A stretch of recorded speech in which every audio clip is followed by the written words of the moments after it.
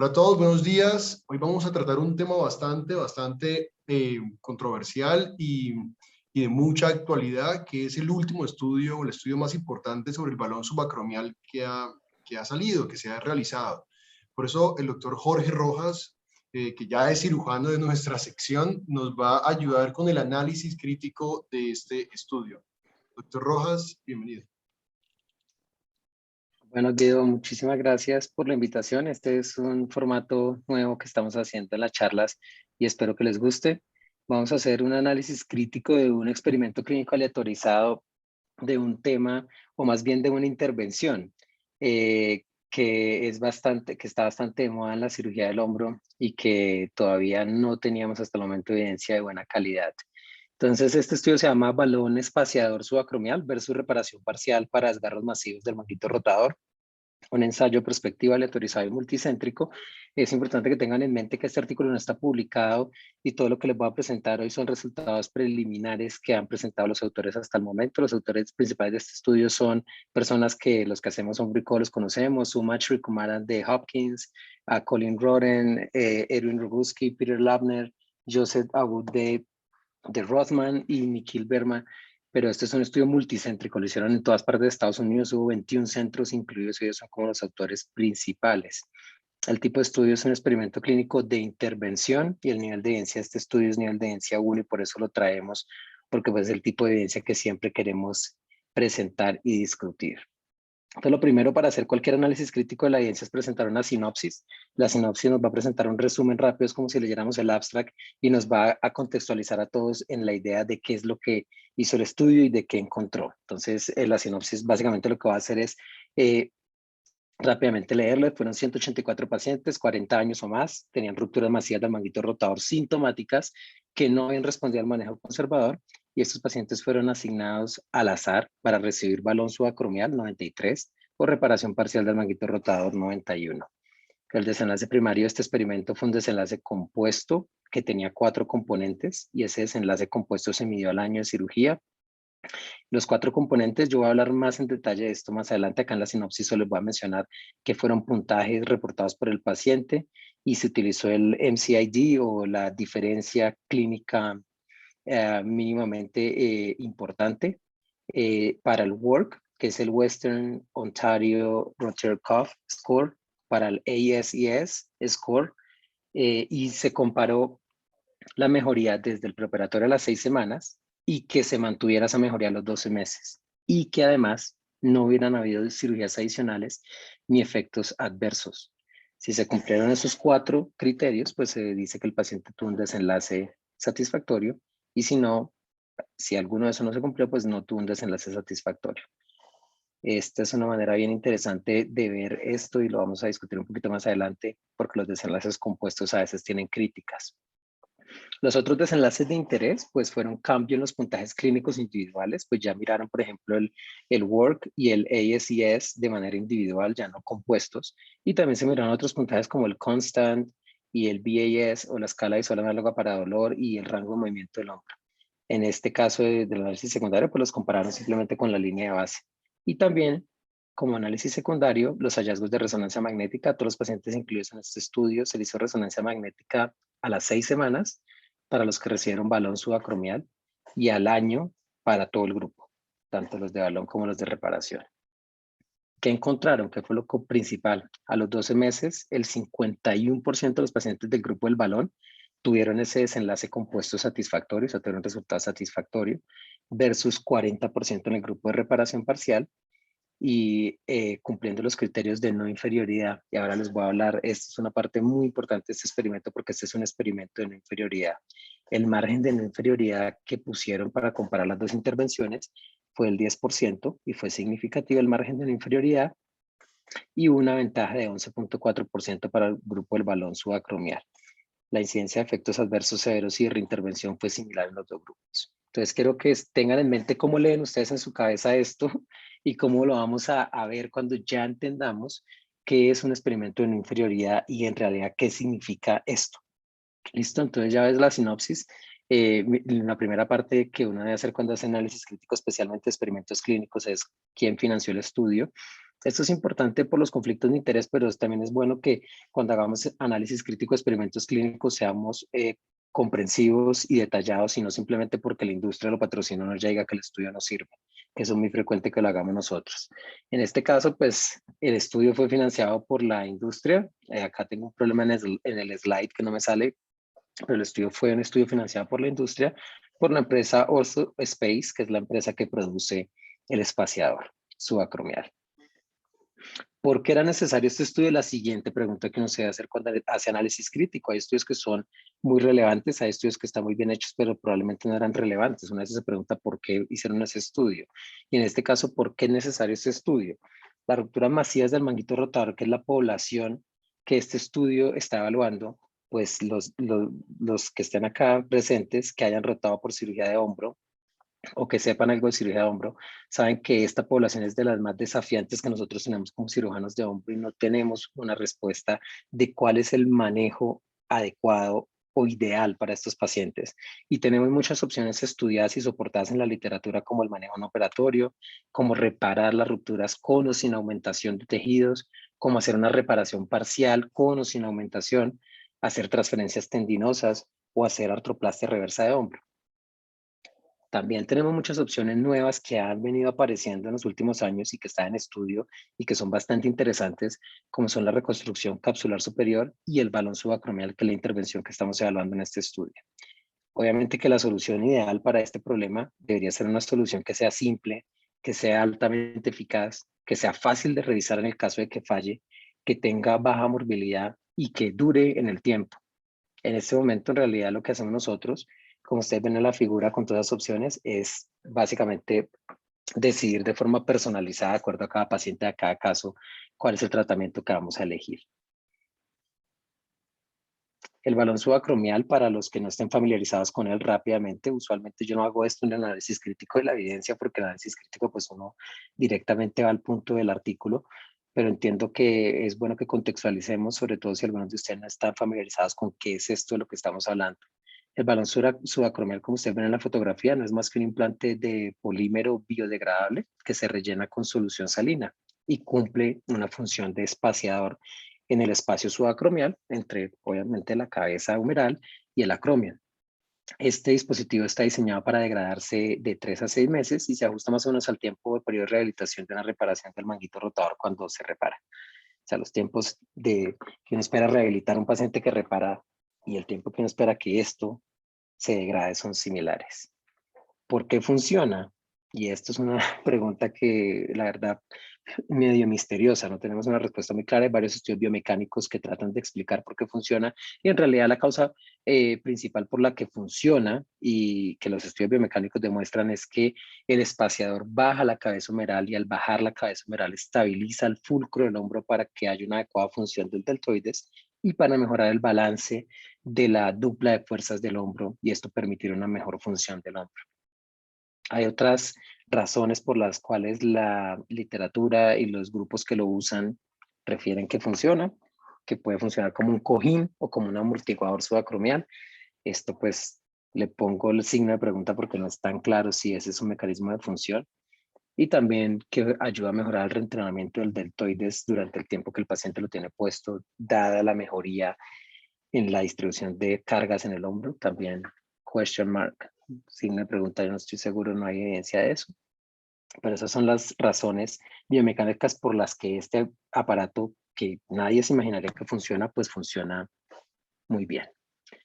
¿Y por qué era necesario este estudio? Pues porque hubo estudios biomecánicos, lo sacaron al mercado y en Europa especialmente a la fecha se han puesto más de 30.000 implantes de este tipo sin que haya mayor evidencia de alto nivel.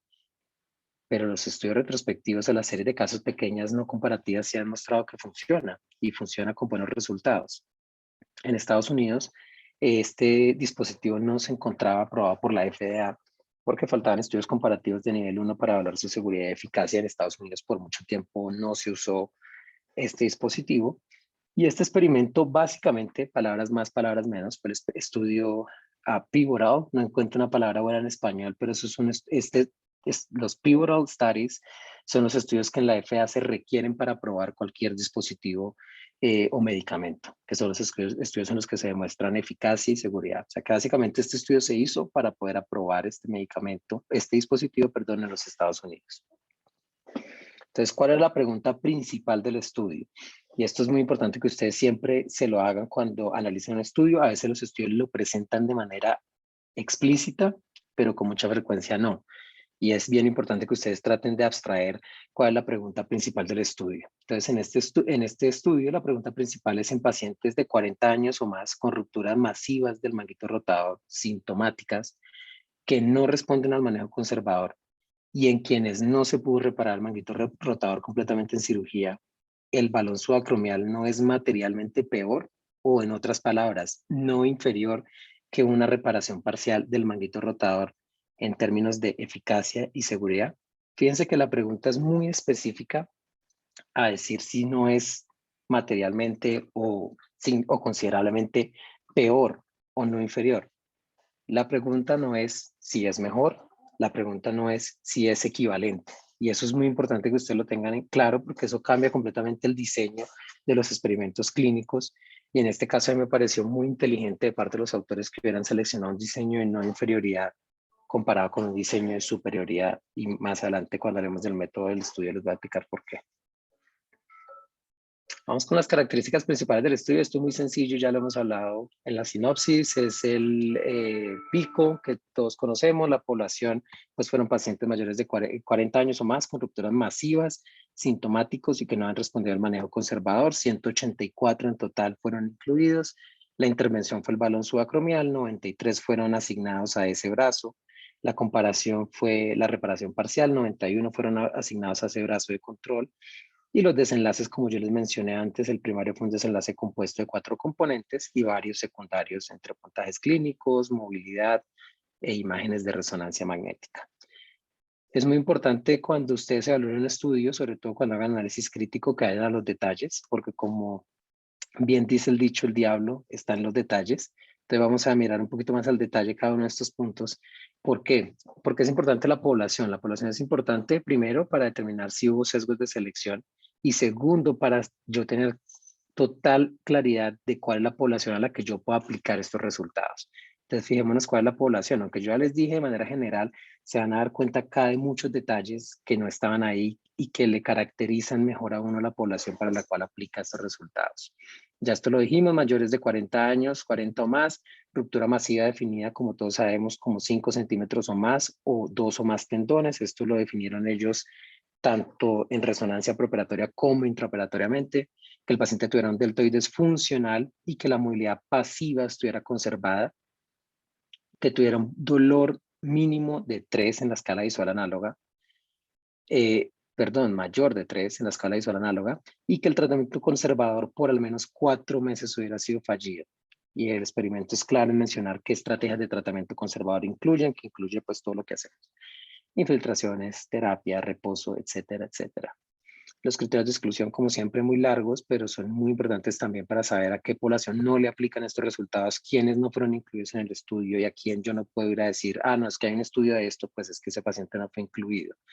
Entonces, alergia conocida al material del balón, por supuesto, los pacientes que tenían artrosis severa glenumeral o acromiomeral por artropatía manguito rotador, pérdida de cartílago de espesor completo que hubiera sido visto tanto en la resonancia como en cirugía, deficiencia del deltoides, rupturas parciales del supraespinoso, rupturas completamente reparables, y esta la pongo resaltada porque en la parte inicial del estudio la población dice rupturas masivas del manguito rotador, pero ya cuando uno mira este punto son rupturas masivas probablemente irreparables y esto fue diagnosticado intraoperatoriamente, que el cirujano no la haya podido reparar completamente.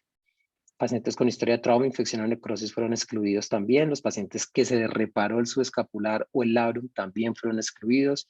Los pacientes con compensación laboral fueron excluidos. Y fíjense en este pacientes que tenían un work de base de menos de 420. ¿Qué es el work? Como yo les he dicho, es el Western Ontario Rotator Cuff Score. Es un score de calidad de vida específico para hombro. Mide 5 dominios en 21 preguntas y va de 0 a 2100. 2100 es el peor hombro que ustedes se puedan imaginar, que produce la peor discapacidad, y 0 es perfecto. O sea que 420 quiere decir que ellos, los pacientes que no tenían muchos síntomas, también los sacaron del estudio.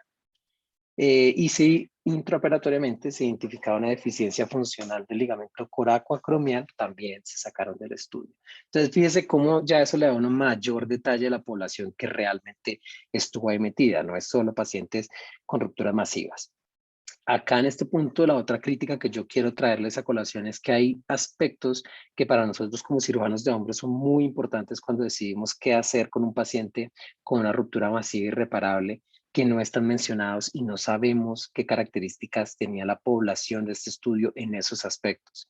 Esos aspectos incluyen el grado de atrofia y de infiltración grasa, y también incluye, por ejemplo, la movilidad propioceptoria, si había pseudoparálisis o no antes de la cirugía, y eso es muy importante y no lo sabemos, no está mencionado por ningún lado.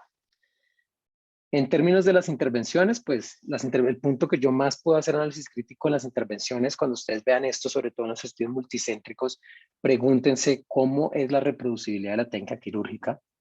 Fueron 21 centros, o sea que por lo menos fueron 21 cirujanos diferentes.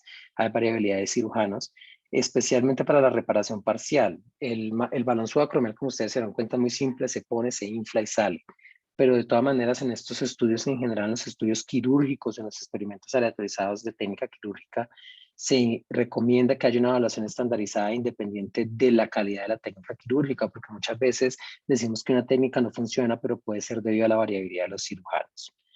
Es importante, por eso yo me hago estas preguntas que no están respondidas en el protocolo, en los resultados parciales que están publicados, y es cómo definieron o estandarizaron la reparación parcial. ¿Qué es reparación parcial? ¿Qué tantos anclajes pusieron? ¿Qué tanto tensionaron? ¿Qué tanto intentaron reparar? ¿Hubo procedimientos concomitantes? Solo sabemos del labrum, pero no mencionaron nada de la acromioclavicular, no mencionaron nada del bíceps, por ejemplo.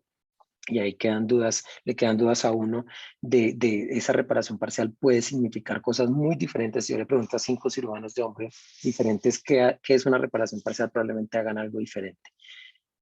Es cierto que hay experimentos clínicos de eficacia y efectividad. Y fíjense que a lo largo de esta charla también les voy a introducir conceptos de experimentos clínicos. Un experimento clínico de eficacia es el que evalúa la intervención en el escenario ideal, perfecto. Y un experimento de efectividad es el que evalúa la intervención en el mundo real. Puede ser, si uno dice, ok, este estudio quiere evaluar cómo pasa en la vida real, lo que hacen los cirujanos para hacer una reparación parcial. Pero también le queda la duda a uno, al ser un estudio pivotal de aprobación que busca evaluar eficacia, si en realidad eso era lo ideal. Pero creo que es el único punto a tener en mente en las intervenciones. Para seguir desenlaces, nuevamente, el desenlace primario es un desenlace compuesto. Los desenlaces compuestos, para los que no están familiarizados, son desenlaces que están conformados por al menos 2 desenlaces. Estos desenlaces se utilizan con mucha frecuencia porque mejoran la potencia estadística de los estudios y es más fácil encontrar diferencias, sobre todo cuando uno tiene eventos que son raros. Tienen mucha crítica, especialmente cuando el conector entre los desenlaces es O. ¿Sí? Si yo, por ejemplo, acá dijera mejoran el puntaje WORK o mejoran el ASES o no intervenciones quirúrgicas, ahí pueden ser muy criticados los desenlaces compuestos. ¿Por qué? Porque me están sumando cosas que a veces no tienen la misma severidad o importancia para el paciente. En este caso es I y en ese sentido a mí no me parece tan grave. Ellos lo que hicieron fue tomar el puntaje WORK, que es un puntaje de calidad de vida específico para el hombro, el puntaje ASES, que es un puntaje de dolor y función del hombro, y 2 desenlaces que son como de seguridad. Uno que es que no haya más cirugías en el año y el otro que no hayan efectos adversos graves. Entonces, en ese sentido me parece que es una construcción medio abstracta. Es difícil, por ejemplo, cuando uno vaya a comparar este estudio con otros estudios, porque es probable que nadie más utilice un desenlace compuesto así, o puede que en el futuro a alguien más le parezca interesante y lo use, pero pues tiene sus ventajas y desventajas. Esos 275 puntos del WORK y esos 6.4 puntos del ASES son determinados por el MCID o la diferencia clínica mínima clínicamente importante. Y eso se ha determinado en estudios previos. También tiene toda la discusión y crítica. Por ejemplo, el ASES, esos 6.4 puntos, es el MCID que fue escrito originalmente, pero hay estudios nuevos, más recientes, que muestran que esos 6.4 puntos fueron calculados en una población muy heterogénea con una cantidad de patologías del hombro, no solo manguito rotador, y probablemente para manguito rotador está más hacia los 16 o 17 puntos. Entonces ahí, por ejemplo, hay una crítica, pero pues esas son cosas que los autores deciden al momento de hacer los definición de desenlaces y los puntos de corte.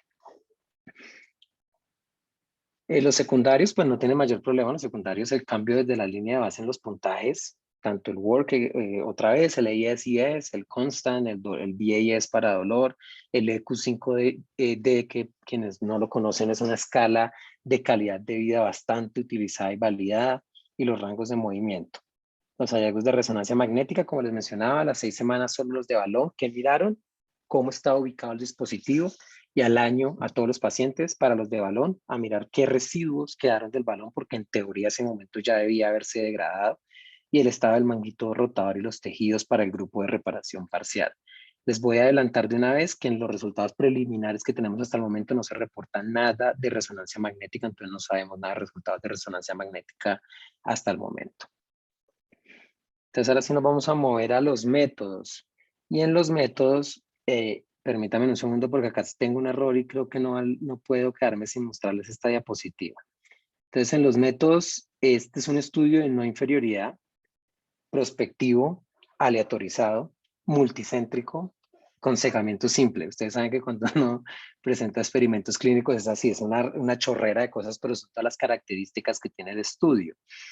Y subrayé no inferioridad porque sí quiero que tengan en mente ese aspecto, porque es un aspecto muy importante del diseño de este estudio. Los experimentos clínicos pueden ser de superioridad, de equivalencia y de no inferioridad. El análisis estadístico de este estudio a mí me pareció que es apropiado, con un tamaño de muestra estimado para evaluar no inferioridad, con un error alfa de 2.5%, porque se hace one-sided, es solo un lado que uno hace la prueba, no se hace como en los de superioridad o equivalencia que uno mira ambos lados, y tiene un error beta de 80%. El margen de no inferioridad fue 10% y esto también es controvertido. ¿Por qué es controvertido? Porque esto es arbitrario. Alguien podría decir, ¿y por qué no fue 20% o por qué no fue 5%? En los estudios de no inferioridad, el margen de no inferioridad lo define uno clínicamente en base a lo que uno considere que es aceptable. ¿Cuánto sería aceptable tener menos eficacia sin que algo sea terriblemente o considerablemente inferior a otra opción? Y esa respuesta a veces uno no la tiene. Especialmente en este desenlace compuesto, pues 10% no dice, ¿por qué 10? ¿Por qué no otro número? Es bastante difícil. Por ejemplo, si uno decidiera que el desenlace en el que uno va a medir no inferioridad sería, por ejemplo, solo el work, un puntaje, ahí es más fácil, porque yo podría decir mi margen de no inferioridad va a ser el MCID, va a ser los 275 puntos. Pero en este caso, pues 10% es un poco arbitrario, pero eso fue lo que ellos decidieron y es criticable, por supuesto. La hipótesis nula obviamente que es que hay 10% de desventaja absoluta del balón versus la reparación en ese desenlace compuesto. En este estudio de la población de seguridad, en todos los experimentos clínicos hay 3 poblaciones. Una se llama la población de seguridad, la otra se llama la población que es la de intención a tratar y la otra se llama la población por protocolo. Yo no me voy a ir en los detalles de eso. Usualmente les voy a decir rápidamente qué es la población de seguridad. Es usualmente todos los pacientes, porque la seguridad es algo que en los experimentos se debe medir en todos los pacientes que se incluyeron. En este estudio obviamente fue 194. La población de intención a tratar a los pacientes que recibieron el tratamiento asignado y que fueron vistos al menos en un seguimiento. En ese estudio fueron 193, y la población por protocolo de los pacientes que no tuvieron ninguna desviación del protocolo, o sea, ni les faltó un seguimiento, ni se cruzaron de brazo, ni nada. Y en este grupo la población por protocolo fueron 176. Vamos a ver si ya acá volvió a funcionar esto. No. Dejémoslo así, entonces. La no inferioridad era el modelo apropiado, es la pregunta siguiente, y la respuesta con un sí grande. ¿Por qué? ¿Por qué un sí grande? Porque los estudios de no inferioridad lo que buscan es buscar si un tratamiento nuevo no es peor que el tratamiento de control en una cantidad aceptablemente pequeña, que es el margen de no inferioridad que les mencioné hace un momento, con determinado, pues cierto grado de confianza, ¿no? Eso no es no seguro, siempre hay incertidumbre, pero con cierto grado de confianza. Cuando es adecuado hacer estudios de no inferioridad cuando el placebo o el no tratamiento no es ético, que en este caso aplica. El placebo o no tratamiento para estos pacientes probablemente no es ético porque, como ustedes vieron, hay una cantidad de intervenciones que ya hemos mostrado que sirven. No sabemos cuál es mejor, pero hay intervenciones que sirven. Y también lo utilizamos cuando un nuevo tratamiento, a pesar de ser un poco menos efectivo, es más simple, más barato o más seguro. Y este es el caso, el ejemplo perfecto. Entonces, siempre que uno tenga un tratamiento que ya está establecido, que funciona y aparece uno nuevo, pero es que resulta que es más barato, más fácil, más todo, yo creo que puede ser un poquito menos efectivo, pero tiene todas esas ventajas. El diseño apropiado probablemente es un experimento de no inferioridad y no un experimento de superioridad, que es el típico que uno ve. Entonces, por eso sí creo que los autores le atinaron perfecto a hacer el diseño metodológico adecuado. ¿Cuáles son los aspectos claves en el análisis e interpretación de estos estudios de no inferioridad? Son bastante difíciles, la verdad, de analizar y interpretar, no son fáciles. El primero, como ya les dije, es definir el margen de no inferioridad, y eso no está claro, no está definido y puede tener todas las críticas del mundo. Y se requiere confirmar los resultados en la población por intención a tratar y por protocolo.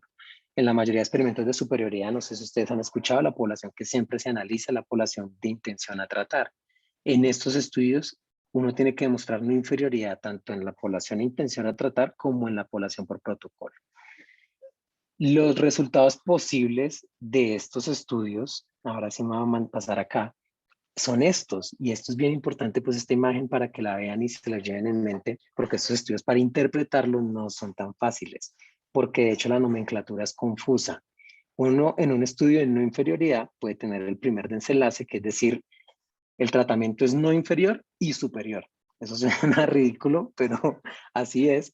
¿Por qué es no inferior? Porque no cruzó el margen de no inferioridad. Mira, acá ya les puse este ejemplo. Este es el tratamiento de pruebas mejor a la izquierda, el control es mejor a la derecha, el 1 es no diferencia. Y en este estudio el margen de no inferioridad que ellos dijeron fue 1.2. Vamos a decir que es 1.2. Entonces, si uno tiene el primer resultado, fíjense que el estimador puntual dice que el tratamiento es mejor y todo el intervalo de confianza también dice que el tratamiento es mejor, está por encima del 1, por debajo en este caso. Está a la izquierda del 1, mejor dicho. Entonces ahí yo puedo demostrar tanto no inferioridad porque no cruce el margen como superioridad. Entonces es bien raro que me digan non-inferiority and superiority, pero se puede hacer. La siguiente opción es que uno solo pueda demostrar no inferioridad. Eso pasa cuando el estimador puntual muestra que puede, por ejemplo, que el control es mejor, también podría mostrar que el tratamiento es mejor, pero el punto es que el intervalo de confianza no cruza el margen de inferioridad, pero está a ambos lados, ¿sí ven? Está tanto en el tratamiento mejor como en el control mejor, entonces uno queda ahí, es simplemente no inferior. También está la otra opción, que es decir, es no inferior e inferior. Esta sí que es la más rara, no inferior e inferior. No inferior e inferior quiere decir que no cruzó el límite, el margen de inferioridad, pero todo el intervalo de confianza está hacia el lado de que el control es mejor. O sea que la intervención en efecto es inferior, pero no es no inferior. O sea, no pasa el margen de no inferioridad. Y también puede tener estos dos resultados que son inconcluso cuando el intervalo de confianza le cruza a uno el margen y le cruza la no diferencia, o uno puede encontrar que en efecto la intervención sí es inferior y es cuando el intervalo de confianza cruza el margen y está todo al lado de la inferioridad, a la derecha. Entonces, como ustedes se dan cuenta, es raro y es complejo en estos estudios, pero entonces en estos estudios uno puede mostrar no inferioridad y superioridad, no inferioridad e inferioridad o inferioridad. Entonces es bastante complejo, pero es importante que lo tengan en mente. De pronto no se lo aprendan, no es fácil, pero tengan en mente que eso pasa en estos estudios. Entonces, ¿qué pasó en este estudio del balón? ¿Cuáles fueron los resultados importantes de este estudio? Entonces, tablita es la tabla para ese desenlace compuesto. Fíjense que el denominador es 88, ya no 93, y acá es 88, ya no 91, porque este análisis se hizo en la población por protocolo, que es como se debe hacer en estos estudios. El 51% de los pacientes del espaciador tuvieron el desenlace satisfactorio versus el 39.8%, la diferencia es 11.4, pero fíjense el intervalo de confianza. El intervalo de confianza va de menos 3.4 a 26.2, o sea que se parece a este. El estimador puntual, la diferencia es que el estimador puntual en este está hacia el lado de que el tratamiento, de que el balón es mejor, o sea, yo tendré el puntico por acá. pero el intervalo de confianza por un poquitico alcanza a atravesar el otro lado, mire, menos 3.4. O sea que en ese caso yo solo puedo decir que el balón es no inferior. No puedo decir que el balón es no inferior y superior o que es no inferior e inferior. No, simplemente puedo decir el balón es no inferior. Eso es lo que pasó en este caso. Entonces acá ustedes ven el valor P para la no inferioridad con el margen del 10% fue significativo y como ustedes se dan cuenta el valor P para superioridad no fue significativo porque cruza el 1. Cruzó el 1 el intervalo de confianza. La duración promedio, esto es un resultado importante, la duración promedio de cirugía del balón fue 44 minutos y la de la reparación parcial fue 71, casi el doble. Y eso es importante tenerlo en cuenta porque eso está relacionado con muchas variables que nosotros sabemos, costos, complicaciones, de todo. En una cirugía más corta, pues siempre obviamente que es mejor. En términos de los puntajes, si vemos los puntajes nada más, los puntajes ambos grupos, punto importante, ambos grupos se mejoraron, o sea, ambas cirugías funcionan. La magnitud de la mejoría para los sujetos en el grupo de los balones fue la misma o mejor que para los sujetos en el grupo de reparación parcial en varios puntos del tiempo. El balón es el azul, la reparación es el rojo. ¿Sí? Y como ustedes se dan cuenta, en el work, un puntaje más bajito, pues es mejor. Por eso el azul está de abajo. 3 pacientes en cada grupo requirieron cirugías adicionales que incluyeron en la mayoría de los casos prótesis reversas, pero pues fueron similares en ambos grupos. ¿Cuál fue el riesgo de sesgo de este estudio? Esta parte es bien difícil de evaluar, no tiene que tener conocimientos metodológicos grandes, hay varias herramientas para evaluarlo. Esta es la herramienta de Risk of Bias de Cochrane.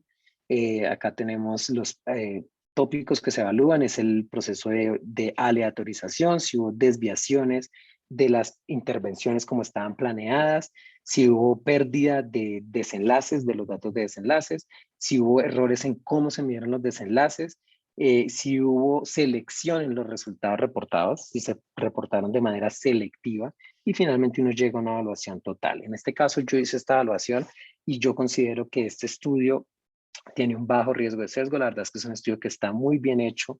La aleatorización se ocultó. Los pacientes estuvieron cegados a qué se les asignó. Ellos no sabían si tenían balón o reparación parcial. Los evaluadores no estaban cegados, pero como ustedes se dan cuenta, el principal desenlace fue reportado por el paciente. Y eso pues es lo importante. Es quién mide el principal desenlace, ¿está cegado o no? Las intervenciones, pues ese sería el único punto. Creo que las intervenciones se pusieron de la forma como estaban planeadas, pues, aparte de los detalles que mencioné, y los desenlaces se midieron de muy buena manera. La pérdida de pacientes que tuvieron ellos fue mínima y los análisis se ajustaron para pérdidas de pacientes. Entonces yo creo que este estudio en general tiene un bajo riesgo de sesgo, o sea que podemos tener confianza en los resultados que presenta el estudio. Y para terminar y cerrar, la pregunta clave es qué es lo que más deben ustedes recordar de este estudio y cómo afectará el tratamiento de nuestros pacientes. Entonces, lo primero es, este estudio demostró que en pacientes de 40 años o más con rupturas masivas irreparables del manguito rotador, el balón subacromial es una alternativa a la reparación parcial que no es inaceptablemente peor o inferior en términos de mejoría funcional, dolor y complicaciones en el corto plazo. Entonces, fíjense que ahí estamos poniendo todos los aspectos que mencionamos. Es una alternativa, no estamos diciendo que es mejor o peor, y que no es inaceptablemente peor o inferior, que eso fue lo que encontró el estudio. El estudio se planeó para demostrar que no era inaceptablemente peor o inferior. Estos resultados pues son atractivos, dadas las ventajas del balón subacromial, como menor tiempo quirúrgico, facilidad de implantación, facilidad de revisión.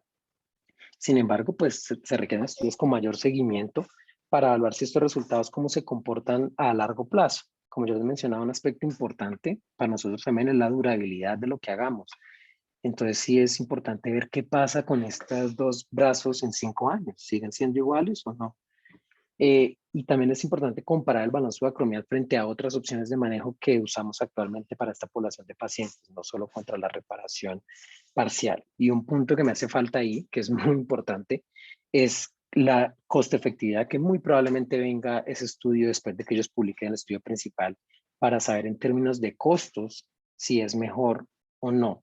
Probablemente sea mejor, sea más barato porque el balón no utiliza anclajes, el balón no utiliza rehabilitación, los pacientes se empiezan a mover muy rápido, entonces me da la impresión que en un estudio económico es posible que el balón también salga favorecido.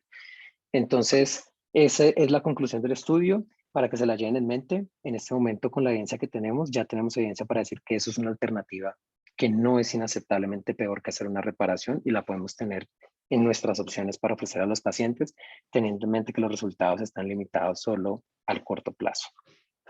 Muchas gracias y preguntas si tienen alguna.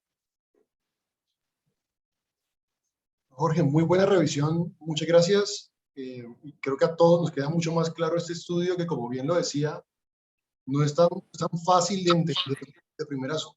Yo tengo una pregunta, Jorge, que es la pregunta que pues muchas personas tienen también, y es, realmente cuando tiene uno una intervención que no es inaceptablemente peor, pero está comparada con algo que sin duda no va a traer complicaciones del dispositivo, que es no colocarlo, sí, evidentemente, ¿vale la pena hoy en día usar el balón subacromial? Esa es la pregunta más como filosófica, después de todo, esa es la pregunta casi que resume esto, y es, ¿realmente vale la pena pagar lo que vale el balón por una intervención que no es inaceptablemente peor? O sea, sé que ya en Sí, parte la contestó, pero la pregunta puntual y más conceptual, por decirlo así, es esa. Sí, Guido, yo creo que esa pregunta en términos de seguridad, esto no solo fue en efectividad, obviamente que la parte principal que mostró fue efectividad, pero en términos de seguridad, en complicaciones, en efectos adversos serios y en necesidad de convertirse a otra cirugía, el balón también fue no inferior a la reparación parcial. O sea que para responder su pregunta, Guido, yo creo que uno tendría que tener a la mano estudios de costo-efectividad y estudios a largo plazo. O sea, para poder responder esa pregunta faltan los dos aspectos que, con total certeza, faltan los dos aspectos que mencioné.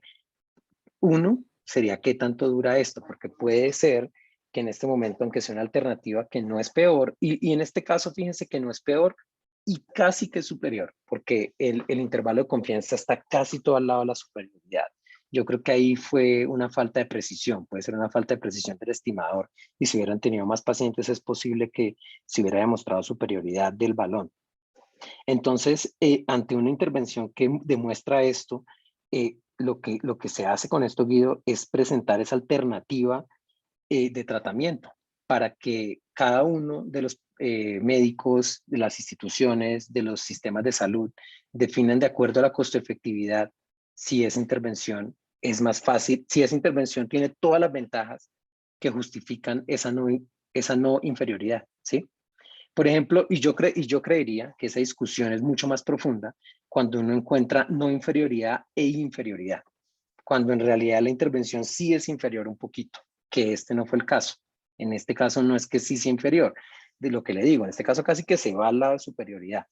Entonces, yo creería, Guido, que para poder responder esa pregunta con total certeza nos falta un poquito más tener claridad de cuánto dura eso y tener claridad de costo-efectividad.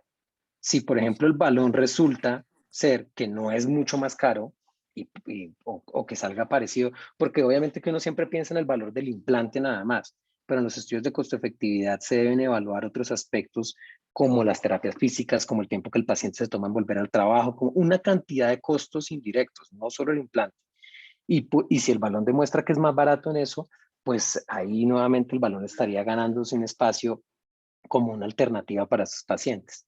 Yo creo que el punto principal y primordial de esto, Guido, es tomarlo como una alternativa de manejo, que toca evaluarle muchos aspectos. No es el manejo ideal, no es el manejo aceptado, y de hecho el experimento fue diseñado para eso, para ver que fuera una alternativa que no fuera terriblemente peor.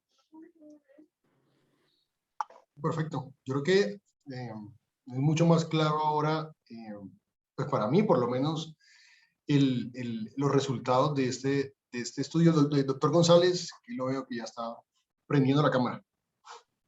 Ya estoy con corbata y todo listo ¿Está aquí listo? listo para la pelea. No, Guido, primero creo que el doctor Páez de radiología está conectado, entonces creo que es bueno darle la bienvenida, y me dice Juan David que va a Ya lo estar con vi. nosotros. Sí, está ahí Ah, sí, como iPhone de Hernán. Sí. eso. Doctor Páez, Entonces, bienvenido. bienvenido, doctor Páez, aquí lo esperamos siempre, lo esperamos siempre. Muchas gracias por acompañarnos. Lo otro es, Jorge, muchas gracias por la revisión. El nivel de análisis pues es espectacular. Creo que los residentes que están oyendo la presentación, pues ahora cuando en la revista les preguntemos por los estudios, eh, tienen una vara aquí muy alta para tratar de alcanzar, de análisis del estudio que uno está utilizando para tomar decisiones. Eh, yo diría, Jorge, que después del análisis, que realmente está súper completo, me quedó sonando una cosa en la cabeza y es que usted dice que los autores fueron muy inteligentes en escoger este diseño de no inferioridad. Y yo diría lo mismo, pero me pregunto, ¿para quién es más benéfico este estudio? Los intereses detrás de la relación médico-paciente, que es una filosofía que yo siempre menciono y que es importante tener en cuenta, son muchos. Está el interés del médico, el de la industria, el del hospital, el de la EPS, pero el más importante de todos es el interés del paciente. El del paciente es el que es más importante. Aquí este estudio me parece maravilloso para la industria, pues porque cumple el objetivo. No es inferior, pero aparte de que no es inferior, muy parecido a la pregunta de Guido, yo no veo muchas otras ventajas. Es decir, si uno piensa como paciente, ¿qué es lo que yo gano si me ponen el balón? Usted decía, y menos tiempo quirúrgicos. Pues sí, 20 minutos menos, pero eso será importante para el paciente, digo. Segundo punto, que la posibilidad de revisión es fácil. Pues sí, pero es que la posibilidad de revisión en una reparación parcial, pues también es fácil porque precisamente ni siquiera hay que quitar el balón. Entonces, esas ventajas que están ahí en la diapositiva de conclusiones me parecen buenas para la industria, para el productor, para el space, no sé qué cosa.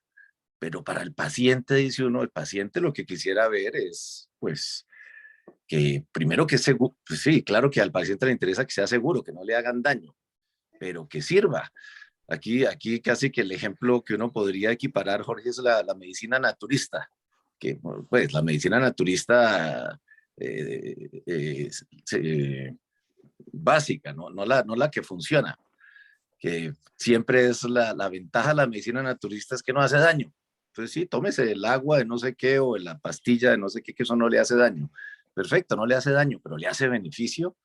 Entonces, esa sería mi posición en relación a esto.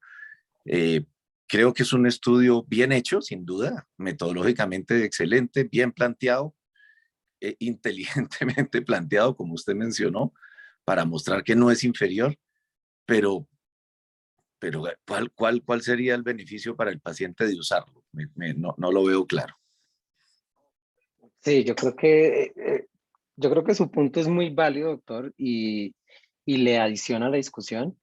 Em, yo considero que se necesitan estudios, se necesita evidencia para poder responder esa pregunta, porque en términos de efectividad y en términos de seguridad, este estudio demuestra que que este dispositivo es no inferior y casi superior al otro. O sea, yo estaría muy preocupado si la historia fuera no inferior e inferior, si todo se iría para el otro lado.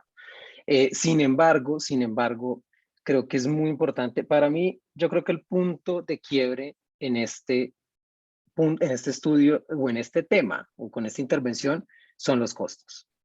Nosotros necesitamos un estudio de costo-efectividad que tenga en cuenta todos los costos, un estudio de costo-efectividad bien hecho. Desafortunadamente, la limitación que tenemos con los estudios de costo-efectividad es que son poco aplicables a contextos externos a donde se hacen. O sea, un estudio de costo-efectividad en Estados Unidos probablemente no es lo mismo que acá en Colombia. Pero estudios de costo-efectividad contextualizados a donde se vaya a utilizar la intervención para ver cuál de las dos intervenciones es más costo-efectiva. Y definitivamente el seguimiento a largo plazo a mí me parece importantísimo antes de poder uno decir si se va por una o por la otra. Las reparaciones parciales, por supuesto, no en experimentos clínicos, pero tienen seguimientos a largo plazo que el balón todavía no tiene.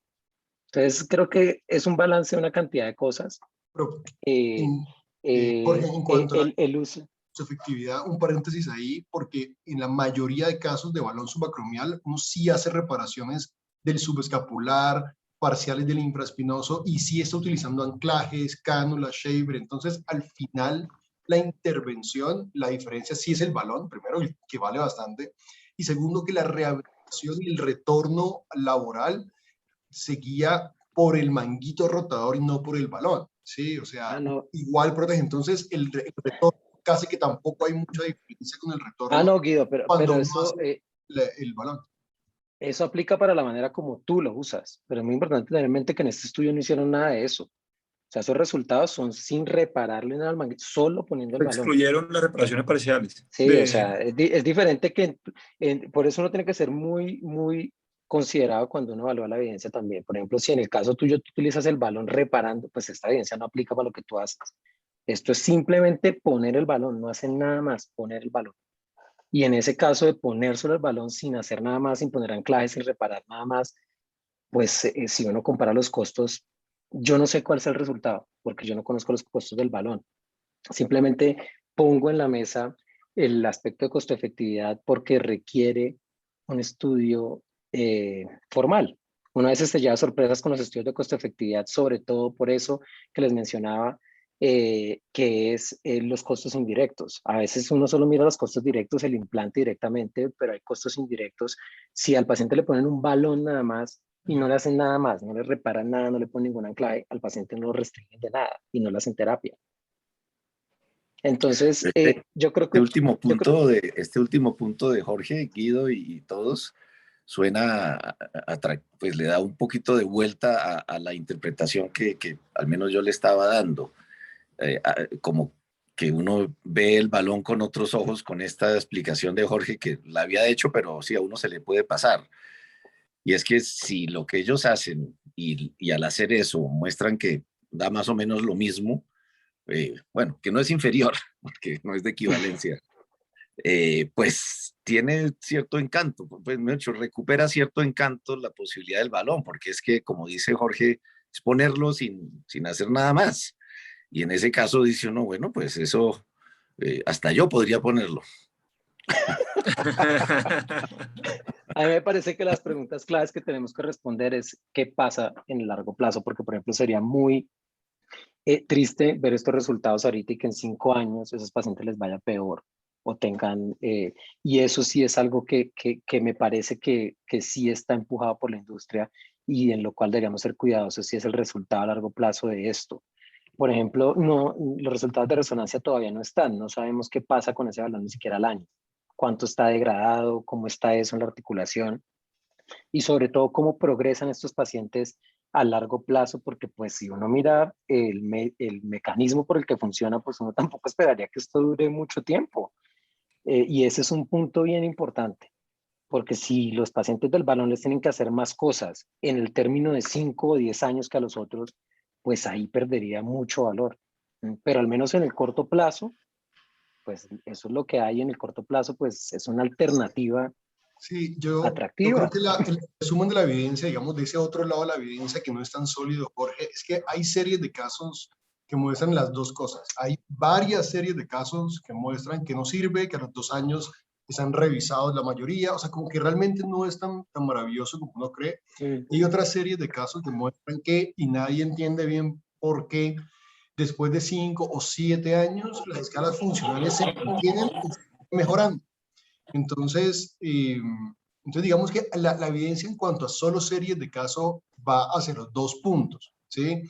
Y esa es la razón por la cual no siempre queda la duda si en el estudio que les fue mal a esos pacientes, si no les hubieran puesto el balón, igual les iba a ir mal con una reparación parcial o no hacerle nada. O a los pacientes que les fue bien, si igual les hubiera ido bien solamente pues sin el balón. Yo creo que aquí es clave, a mi modo de ver y la forma como yo lo interpreto, que también fue lo que dijo Jorge al principio, y es que la técnica quirúrgica cambia bastante. De hecho, los autores de esos artículos, yo conozco a varios de los que estuvieron en esos centros, y porque los conozco, sé que no solo ponen el balón y ya, o sea, hay otros gestos quirúrgicos, hay otras cosas que se van haciendo durante la cirugía que que sí que a mi modo de ver pueden cambiar el desenlace, ¿sí? Y sobre todo en la decisión si lo reparan o no lo reparan. Entonces creo que de ahí también empezó una diferencia en el reclutamiento pues, de los pacientes, dada la diferencia de la técnica quirúrgica. Sí, Doctor, yo tengo una sí, pregunta. hágale, Sí, Juancho. Doctor Rojas, la primera pregunta es si uno aplica. Chao, doctor. Chao, chao, ya. Gracias, gracias. Me retiro, pero sigan. Chao, gracias. Doctora, Gracias, mi Jorge. pregunta es si yo Listo, puedo utilizar doctor. la escala de Haddad para mirar la calidad metodológica en este estudio. Y mi segunda pregunta es que yo la utilicé y el doble cegamiento me la alteraba como mala calidad a buena calidad porque lo bajaba de 4 puntos a 3. Entonces ahí va mi pregunta. De cuando usted mencionaba el análisis del cegamiento y que usted lo consideraba como que no le bajaba tanto, yo no entendí muy bien ¿por qué? Porque de pronto en la escala y como la apliqué pues muy general y usted la llevó a la parte más específica y ahí me perdí. Sí, Juancho, la escala de Haddad es una escala que es muy básica y ya no se utiliza la mayoría cuando usted haga análisis de calidad de evidencia, sobre todo para metaanálisis y revisiones sistemáticas que incluyen experimentos clínicos. Se recomienda utilizar The Risk of Bias 2, que es una Listo. herramienta de Cochrane y es una herramienta que es mucho más comprensiva, que lleva todos los pasos para que uno evalúe, porque la escala de Haddad es una escala muy básica. Y con Listo. respecto a la pregunta del cegamiento, siempre es muy importante, por supuesto que es importante tener doble cegamiento, pero siempre eso, como todo, tiene matices. Es muy importante determinar quién estaba cegado, qué era lo que estaban cegando, ¿sí? En oportunidades no se puede cegar, es imposible. Y en esos casos que es imposible, no necesariamente tiene que bajarle la calidad metodológica al estudio, porque a veces hay, por ejemplo, cirugías que tienen incisiones diferentes y cómo se puede cegar eso es muy complicado. Hay estrategias para tratar de manejar eso. Uno puede cegar en otras áreas, se puede cegar la gente que hace el análisis, por ejemplo, pero el doble cegamiento, bajarle a la calidad metodológica a todo un experimento, por eso hay que evaluarlo con detalle, ¿sí? ¿Qué cegamiento, quién estaba cegado, qué era lo que están evaluando, cuál desenlace se estaba midiendo? Por ejemplo, cuando el desenlace es muerte, pues si el desenlace es muerte, pues el cegamiento no, pues está muerto, no es tan importante, ¿sí? Entonces depende de muchos factores, ¿sí? Listo, sí, señor. Doctor, y la segunda pregunta era con respecto a lo que decía el doctor Fierro los procedimientos y cómo cambiaron los gestos quirúrgicos o la intervención, cómo puede ser modificada y el uso de intervenciones adicionales, definir una versus otra intervención, pero el estudio fue aleatorizado siempre, hasta eso entendí yo. Entonces, realmente, ¿por qué ser uno Creo de que los no le entiendo criterios? no le entiendo la pregunta, El Juancho. doctor ¿Cuál es Fierro la pregunta? ahorita dijo que podían decidir qué procedimiento utilizar. Eso dijeron No, no, en la no. crítica del estudio, ¿no? No. Ellos no pueden decir qué procedimiento no. utilizar. Lo que Guido Exacto. estaba mencionando Correcto, fue es que aleatorizado hay, completamente. sí, es aleatorizado, pero lo que Guido estaba mencionando y lo que yo toqué también, Juancho, es que hay muy poco detalle de cómo se realizó los dos procedimientos. Y, por ejemplo, para mí el que más me causa curiosidad y un poco de preocupación es la reparación parcial. Aparte de eso, que los pacientes en los que no se pudieron reparar total los excluyeron, pero Guido tiene razón, que eso es una decisión muy subjetiva del cirujano decir, no, yo no lo puedo reparar. Hay cirujanos que pueden reparar rupturas más grandes que uno dice, no, eso no lo repararía nadie, y hay cirujanos que sí. Entonces, eso crea un poquito de conflicto ahí en ese criterio de exclusión y en la parte de la reparación parcial, porque me parece que ahí sí puede haber variabilidad en la técnica de reparación parcial. Uno no sabe, por ejemplo, si le hicieron algo al bíceps, qué era reparación parcial, qué tantos anclajes le pusieron, o sea, uno no sabe. Y ahí a eso es a lo que Guido se está refiriendo. Y también con el balón. Si al poner el balón le hicieron algo más, porque Guido dice que él conoce a algunos de los autores y que ellos no solo ponen el balón. Claramente no hicieron reparaciones, eso sí es claro, porque eso sí no se permitía en el estudio. Pero hay cosas de más que pueden hacer, por ejemplo, desbridar, yo qué sé, hacer cosas de más. Y eso pues no está muy detallado. Gracias, doctor. Listo, muchas gracias. Creo que vamos a finalizar acá. Jorge, muchas gracias. Lacu y a todos por estar acá. Nos vemos la próxima semana. Que estén bien. Gracias. Listo, con gusto. Chao, chao.